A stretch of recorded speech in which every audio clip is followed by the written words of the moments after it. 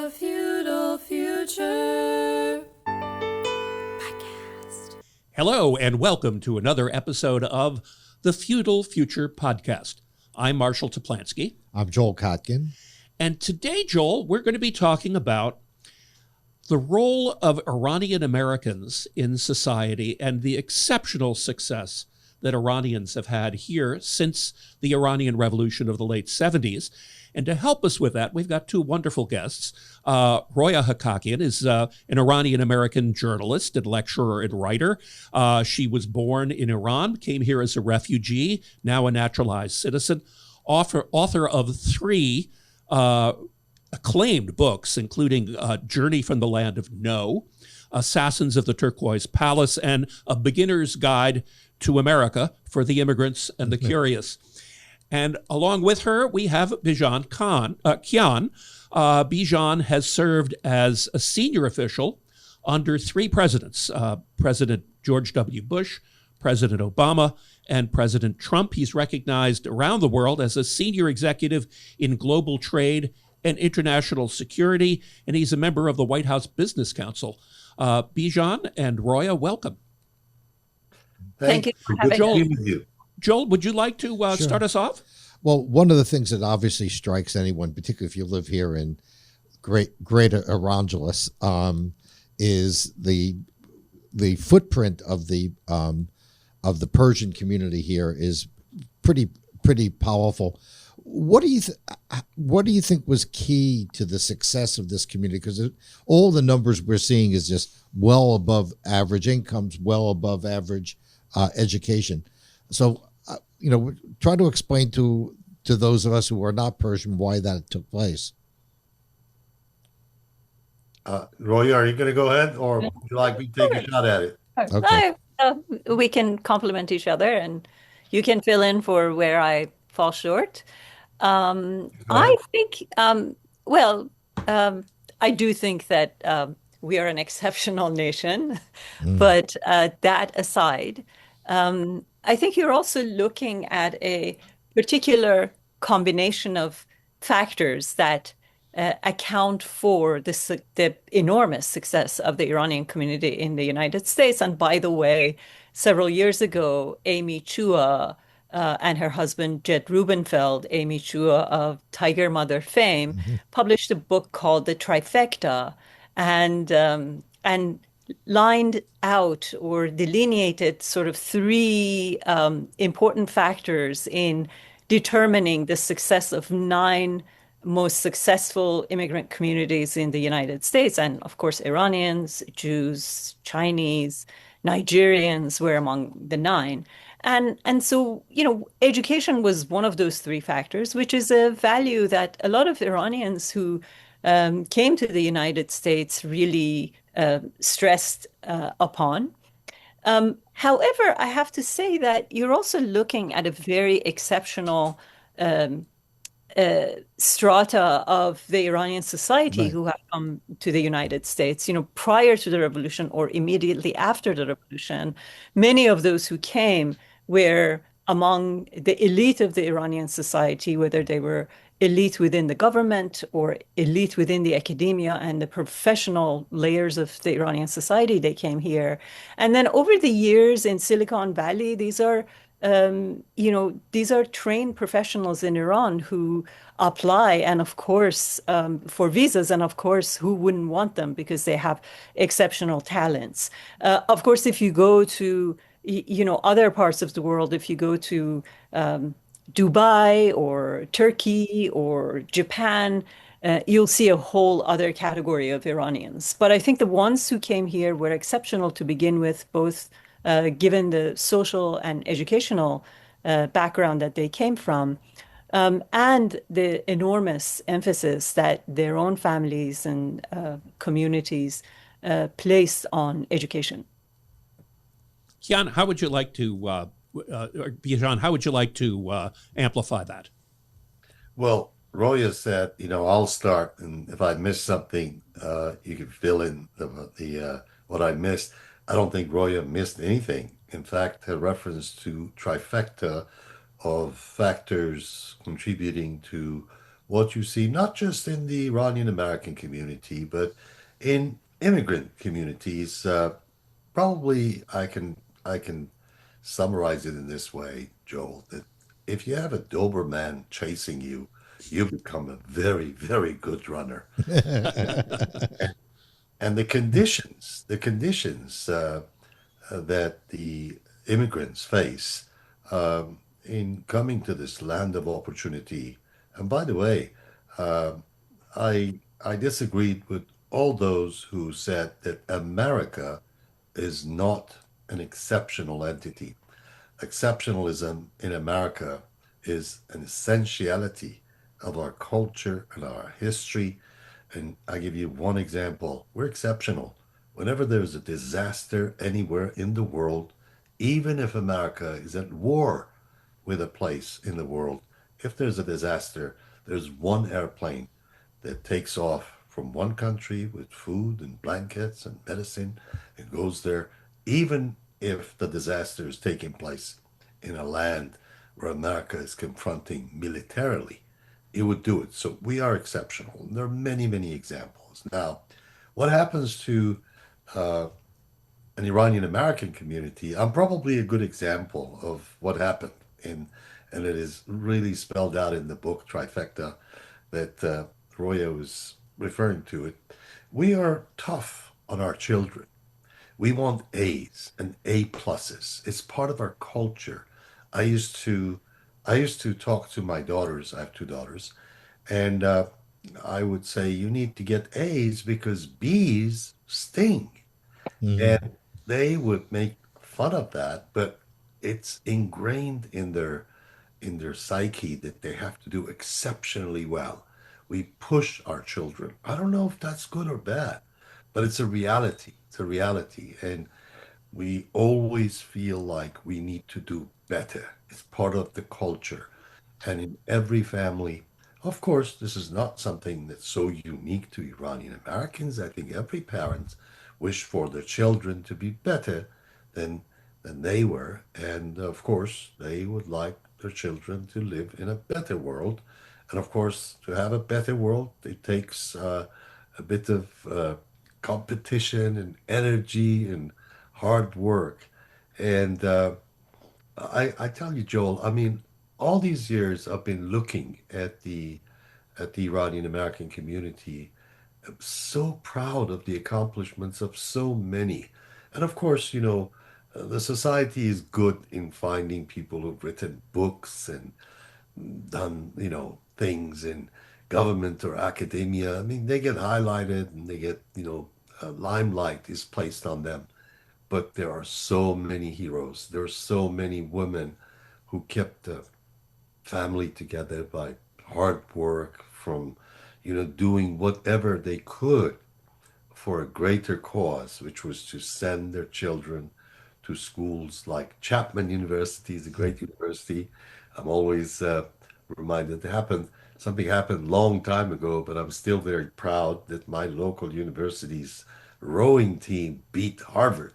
And I know people who worked extremely hard, sometimes two, three jobs to be able to send their children to good universities so they could come out and do all the good things that you see is being done by the Iranian American community. Roy is right. I think when we look around, we look at the environment, which is competitive. The United States, I always say, is the Olympics.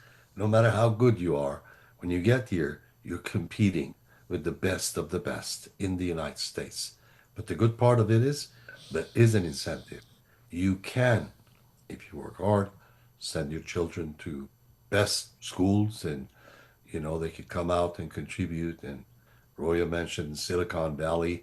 I think the entrepreneurial spirit. I shared this with you. I was at Gallup once and talking to Jim Clifton, and he said, Bijan, it's not so difficult to find people who are good at mathematics or good at music or something. You find them, and they show themselves. But how do you find entrepreneurs? How do you find the kid that at 6 years old set up a lemonade stand.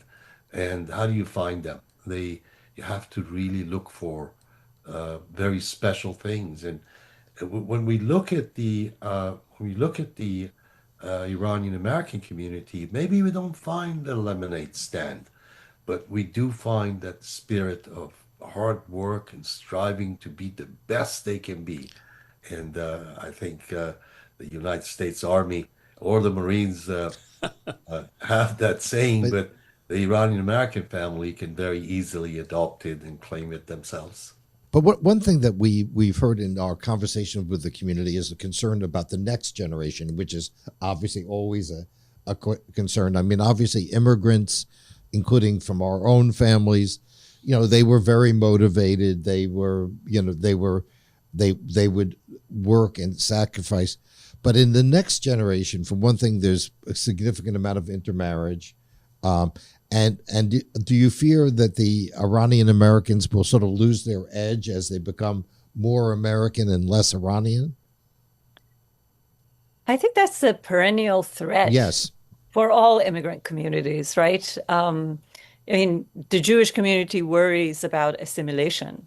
right. They came from Europe and they remembered all the atrocities that they had experienced, and they really adhered to their religious practices and values. And then two, three generations later, the children won't remember the experiences of their ancestors and they simply want to blend in. I don't think that's unique to Iranians, but Oh, I think sure. what makes the Iranian issue really in a very interesting way, slightly more complex. And I can see it in my own children. Bijan has two daughters, I have two sons, and they just entered college. And we grew up, we didn't grow, I mean, they didn't grow up in Los Angeles. They grew up on the East Coast. And in the community they were in, they were not Iranians around them. So the majority of the Iranian culture, experience, language that they absorbed was at home with me and family who visited. But they went into college and all of a sudden, one of them is taking Persian Yeah. 101 and the other one wanted to, start a Persian club. And I think um, it, what's very interesting has been very interesting, especially over the past 10, 15 years, and to kind of take a political detour in our conversation. The events within Iran have given a sense of pride to Hmm. the young generation You're of talking Iran. about the resistance to the regime? Yeah, Exactly. You yeah. know, my kids were glued to their laptops watching, the events on the streets of Iran, the woman right freedom, life freedom, and they were singing the songs, revolutionary songs that the younger generation in Iran were singing. My son, took up. The assignment of writing a whole analysis of rap culture in Iran. Yeah. And rap culture in Iran is a very, very political medium. So uh, I think if the events in Iran, especially over the past few years, weren't as electrifying as they have been, then we could worry about our children forgetting or wanting to divorce themselves from their Iranian heritage.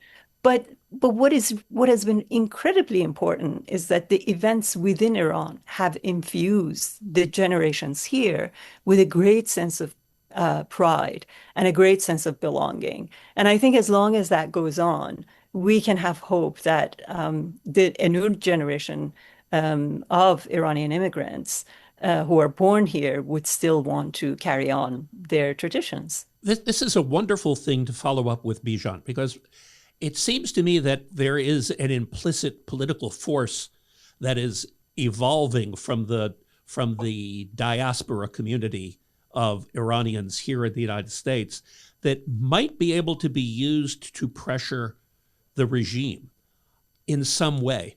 Are you finding that government policy here is taking that into account, Bijan, or how do you see the government viewing this catalyzed community of younger people who are living here vis-a-vis the regime in Iran? Yes, Joel, you asked the question about the future of next generation, and I'd like to visit that, if you don't mind, real quickly, and then move on to how what happens inside Iran affects the generations here and vice versa, what impact they could possibly have on events over there in Iran. First, let me just share this with you. As I was listening to Roya, I remembered someone said that under the Statue of Liberty, there is a line that says, "Give me your poor, give me your destitute," and so forth. And someone said that an immigrant, with the help of a nail, etched into the stone these words under this sentence, "Give me your poor," and all that. And he just engraved with the nail, "We came here not empty-handed." And I was thinking about what that could mean. Well, we were talking about you visiting Mehregan uh, in Irvine, big gathering there, wonderful occasion. And I want to remind us of Nowruz.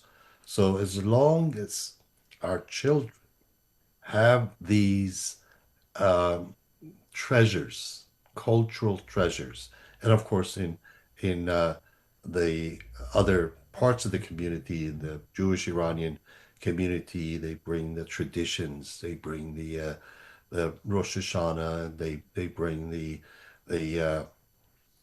traditions that really are ingrained in the culture of the families, and these would help. My two daughters and now my two granddaughters will never ever forget Nowruz, as Christmas is important to them, so is Nowruz, and as Mehregan is important to them, so is Thanksgiving. So it's the best of these cultures that drive them and keep the culture ingrained. Now, as to what is happening inside Iran, I think the credit goes to the brave people in Iran who really showed the world what this Women Life Freedom campaign was all about. And it showed the Islamic Republic in Iran that they cannot resist, that they have to give up. Joel, I don't know if you've heard this, but they themselves, the Islamic Republic in Iran, the Ministry of Guidance conducted a survey, asked the questions about how satisfied you are with the government. Official number was 73% of respondents said they don't want the Islamic Republic anymore. And So they And published that was that? the official number. And they published that? they published that. Yes. Yes. Actually, the most interesting part was this, that they published that. So what are they trying to tell the world? Perhaps those who conducted the survey are saying, we know we are not welcomed anymore. The Iranian people don't want us anymore, without a doubt. And I believe, Joel, Roya, and friends, if students are listening, you could do your own research and see if there's a correlation between what happened there and what the world is reacting to right now. The world is saying, look, Islamic Republic, you're not legitimate anymore because your people don't want you. So whatever we have to do to look like we're good diplomats and continue negotiations and all of that, we do. But when we look at you, Islamic Republic, you look like a persistent threat. So I think that's an interesting correlation to make. So one of the questions that people in the national security and the domestic political world have been asking is if those numbers were to take their full flower and in fact there would be a change of regime, what would replace it? And it strikes me that that is probably a debate within the Iranian community here that is pretty fulsome. How do you guys view that? I'd like to take a shot at this if Roya doesn't mind, and just tell you this, that there are certain arguments about the form of government that divides the community seriously, and it goes on. And the Islamic Republic likes nothing better than that.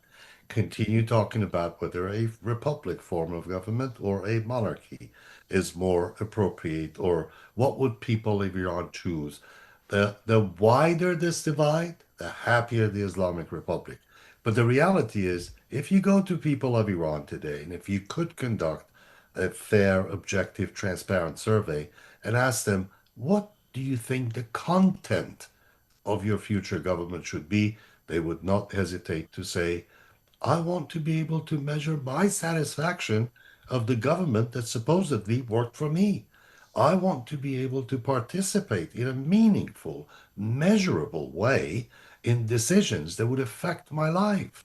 I like to have equal opportunity, not equal wealth, not equal income, but I like to have equal opportunity in education, in healthcare, and security.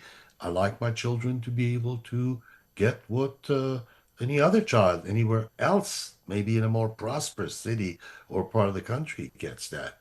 And lastly, but most importantly, people would say, I like to be in charge of my own destination and choose the form of government and choose people who are going to rule over us. This is what the Iranian people would tell you. This is a population that's about 80% under 40 years old. They have not seen anything but the Islamic Republic, but they know the reason 73% or maybe more are dissatisfied with this government is because this government looks very much, Joel, looks very much, and I'm speaking in technical terms, not emotional, like a failed state. The problem is with the definition of the failed state, you don't have boundaries. You don't have the metes and bounds of where does failure show itself. It's within degrees, and it's done intentionally, I think, so that it's not so easy to call a country a failed state. But any angle I take, Islamic Republic is a failed state. What comes after is going to be determined by the people of Iran. You know, this needs an organized move that confronts this government and says, your time is over, game over. So, what role do the Iranian Americans of a younger age play in that pressure? Well, they will stand right by the Iranians inside and ask them, how can we help you? But, 90% or more of the future governance in Iran is going to have to come from inside Iran, without a doubt, without a doubt. But I'm sure the opportunity is going to be there. The demand is going to be, I mean, the pent-up demand is going to be so high that we wouldn't have enough talent to be able to capture the growth. The future of Iran, a free Iran, is bright, extremely bright. The combination of the under 40s inside Iran and this wonderful, wonderful group of young Iranian Americans like Roya's sons who go to university and pick up, take Persian classes and pay so much interest in what is going on there.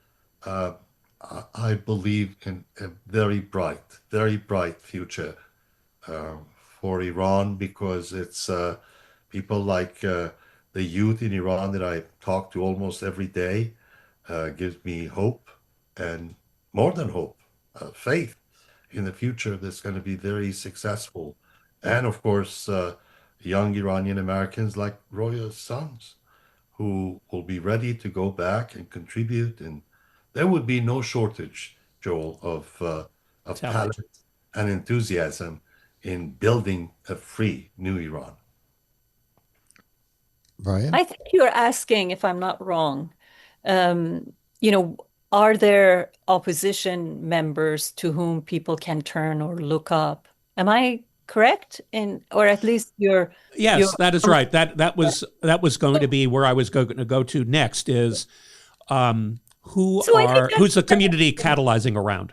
right. So I think that has been one of the greatest guarantors of the regime's survival. The fact that in despite all the accomplishments that the Iranian community has had in the United States and in many other parts of Europe too, the one very glaring shortcoming and lack of anything really meaningful to turn to has been the absence of a unified coalition against the Iranian regime.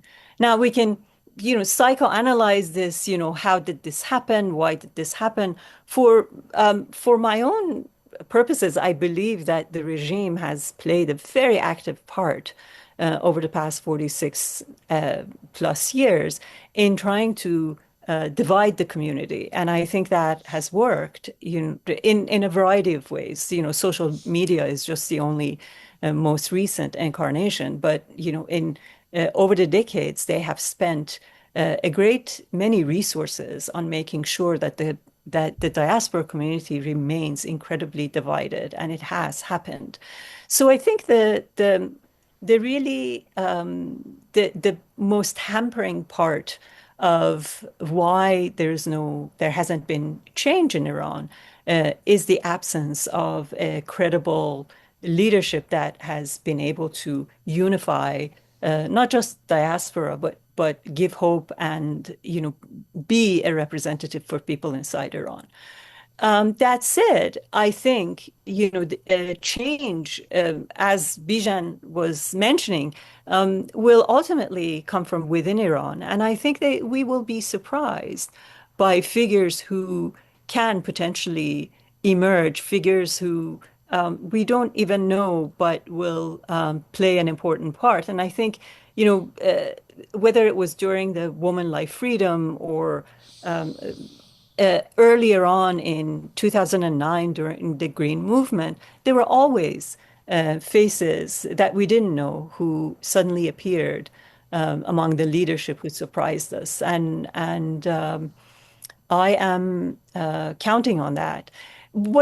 Another connection that I really want to make, not just because I've been studying this period recently, but I think all viewers, whether Iranian or American, should be aware that there is a huge difference between the experience of a social movement in Iran, which has been there from the moment that the regime came to power, for secularism, for a government that separates between mosque and state, has been part of the Iranian history for over 100 years. And this is a practice that is very important in guiding, not just generations, but nations towards the massive historical changes that one would hope to see occur.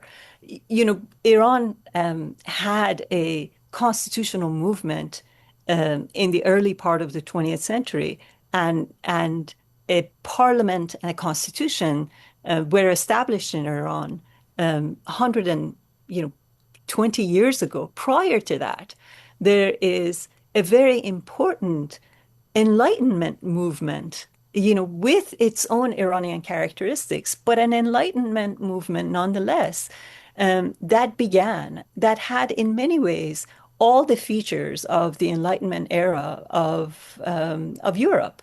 And so it isn't just what's happening in Iran today that makes me hopeful. It's also this very much unknown history of a very serious intellectual, a culture of social movement, a history of a serious demand for the separation of religion and state that has been brewing in Iran for nearly 150 years. And I think that's ultimately what gives the Iranians an edge. It isn't just what's happening in Iran today, this current generation that has electrified everyone, but it's also this history that I think whether it succeeds today or in an immediate future has been there, and I count that as a social movement that will ultimately reach its goal. So the reemergence of that movement, which would ultimately reject orthodoxy as a political and military force, needs to arise. So what do you think the catalyst will be for that to happen? Let me just jump in, Joel, and offer a little bit more precise picture, opening up what Roya discussed. The constitutional movement in Iran uh, culminated in the moderating the monarchy's absolute power, which was a great big thing that happened in the Qajar dynasty.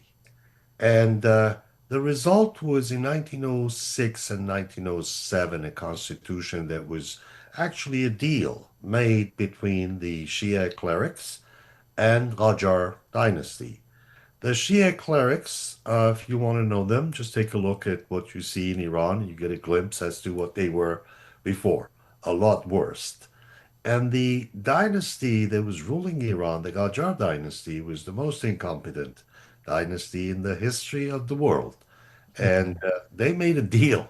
They made a deal. The Shia clerics said, look, we'll keep your particular Qajar dynasty in place forever, and you keep us forever in the power.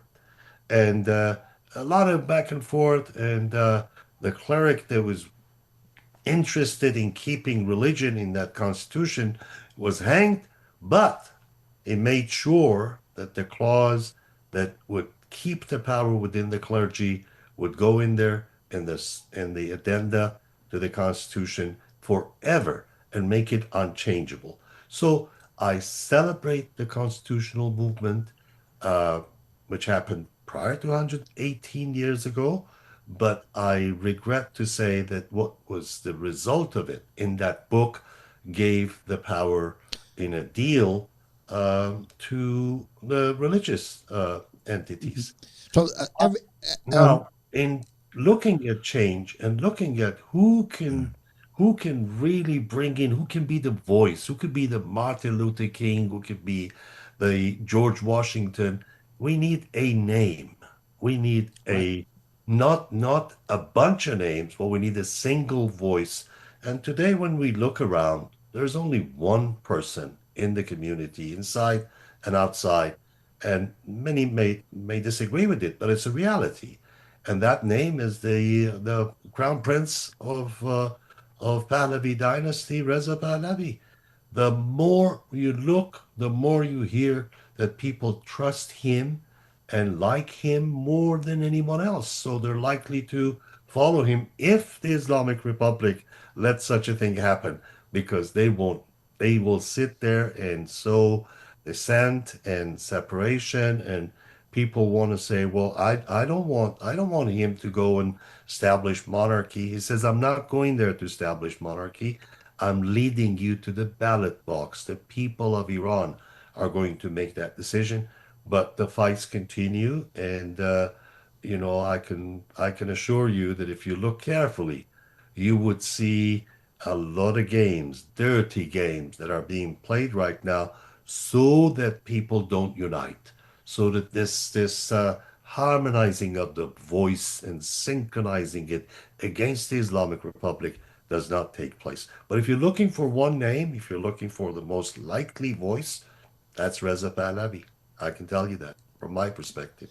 So what? Okay, he's sitting on the left of me, and he has this rightist, but he's a rightist position, or and I'm sitting on this side, and I'm saying that it's a great pairing because I disagree with Bijan. I think that the name that he's offering has been around in the United States for over 45 years and has, especially in the past few years, he has missed great opportunities to bring people together. That a lot of the divisions are that the Iranian community is experiencing is, in fact, being fueled by members of his own coalition and people who are among his supporters. I don't see any singular individual in diaspora who has, the support of people inside and outside of Iran. The credit I have to give to Bijan is that people in Iran, in retrospect, when they reflect on what life was like 50 years ago and what life is like now, do say that we had it much better under the Pahlavis. But that doesn't immediately translate into so this other Pahlavi who hasn't shown any leadership ability, hasn't been able to really create any solidarity among the community within or without Iran, and has never had any sort of experience within government Roya, can. I'm not important. You can disagree with me, but you're disagreeing with a lot of people, my friend. Yes, I know. Disagreeing Yeah, with a lot of people. yes, But yes, what yes. the two of I'm you not have in important. common, but According to ever the diplomat on my side, what the two of you have in common is the realization that somebody needs to step up. There needs to be some figure that you can point to that's as a leader that both the diaspora, but far more importantly, the population of Iran today can get behind to be able to unseat the existing regime. And from what I can hear from both of you is there is no unanimous choice for that when you look at both the communities. There may be a strong temporary lead on the part of the Crown Prince in terms of visibility and notability, but that figure that can be the catalyst has not yet arisen. Is that fair? David Hume says the future is under no obligation to mimic the past, dear Roya. So don't recite the past as an evidence of today or what comes.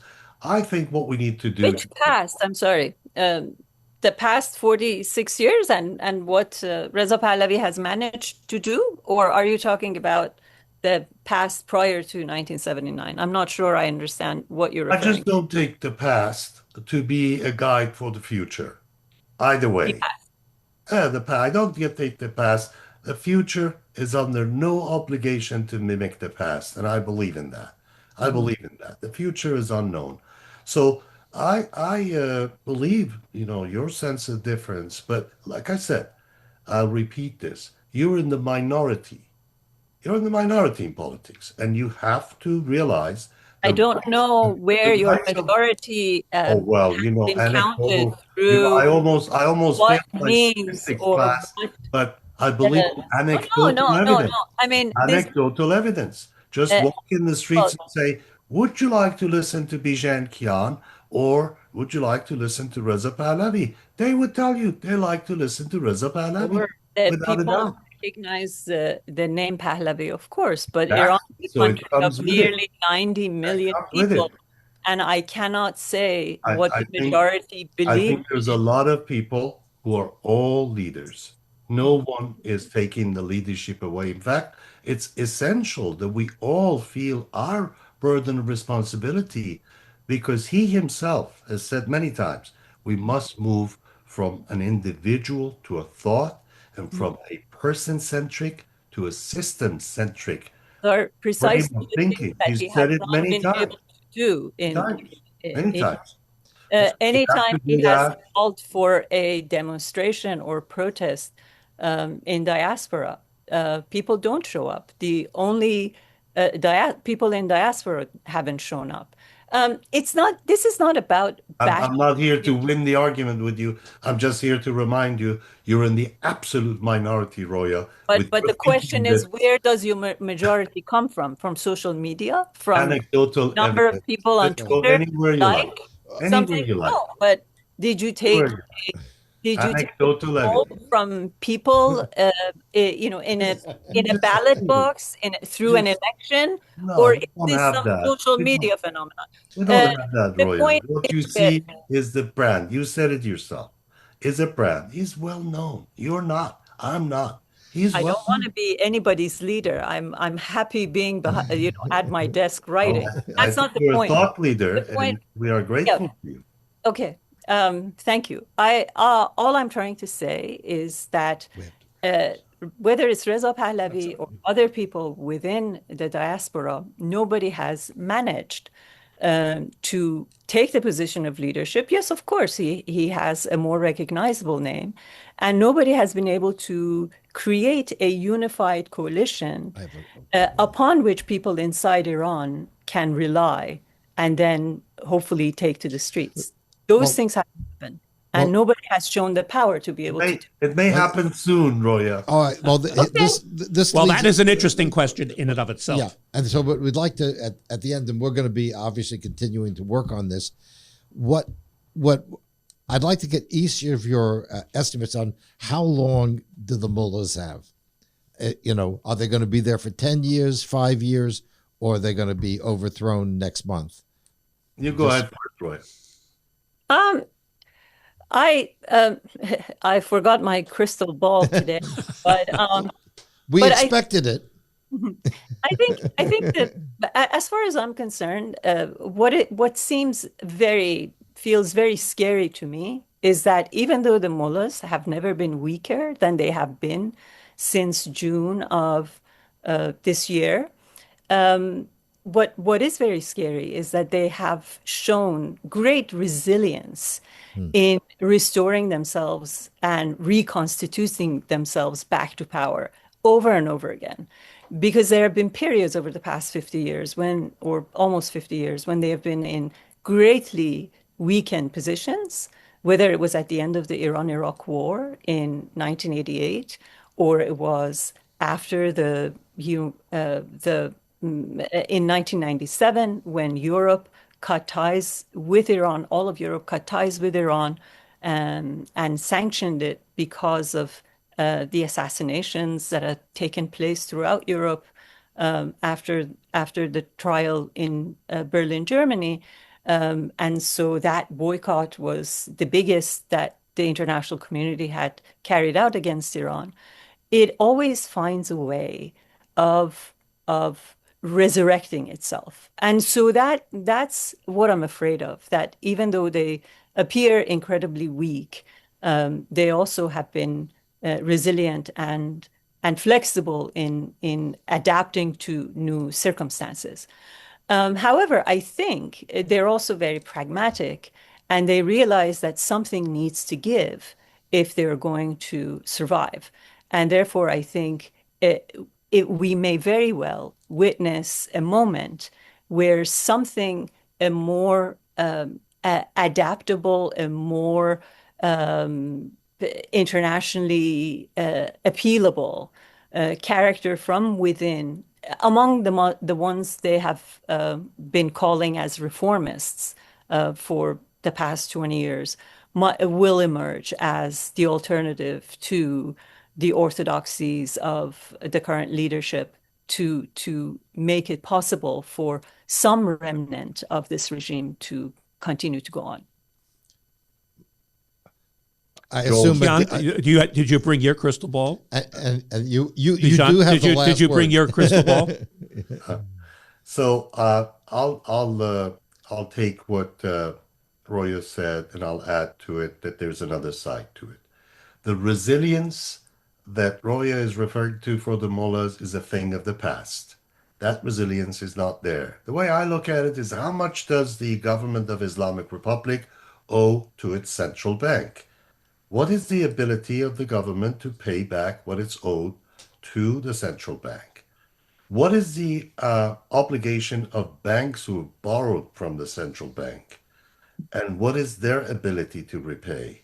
What are the total loans that individuals now, I could tell you, within the so-called reformers camp, that have accumulated, that pilfered the public coffers for years because of a system that Jürgen Habermas correctly described. A leftist, a critic of the left, says when you have the in circle and outside the circle people, or what the Iranians called Khodi and Ghair Khodi, meaning of us and not of us, you end up with this crowd called reformers, who many of them are in jail, and they have not accumulated wealth, but many of them have accumulated wealth. Why are they so keen in somehow keeping it? Because they want to hold on to those monies, to the wealth. But what Roya, please consider, is the people of Iran. How long do you think a mother is going to tolerate having to lower herself into a trash can to maybe find something to eat for her children? How long do you think a country can survive when the commander in chief has gone into hiding? Yes, you haven't seen the Ceausescu moment yet, and you say they're resilient. They're not resilient. What country can survive when the top layer of military, the command, control, communications, is disrupted? So I'm answering the question, how long can this last? I cannot I cannot tell you that it will fall today or tomorrow or next week, but I can tell you with confidence what we see if we take all the indicators of a failed state.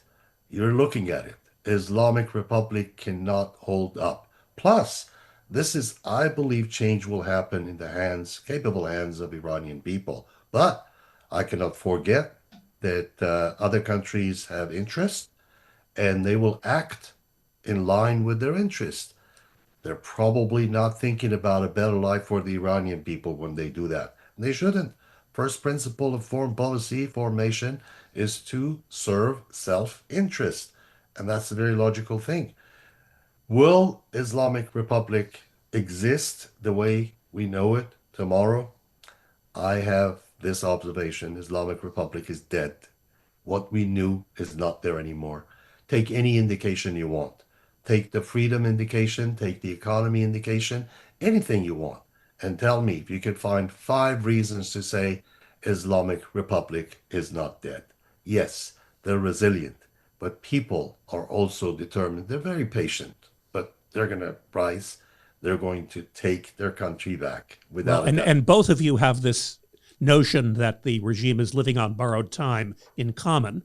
And with that, I want to thank you both for sharing your insights and your perspectives. And this is one of the most fascinating issues to both of us. And we're looking forward to talking to you more about because this. we're going to be working on the Anytime. Persian I'll be American happy to community. be on the same program with Roya anytime, Joel. Okay. All right. Thank you so much. Thank you. Thank you. Bye-bye. Bye. Bye-bye. The feudal future.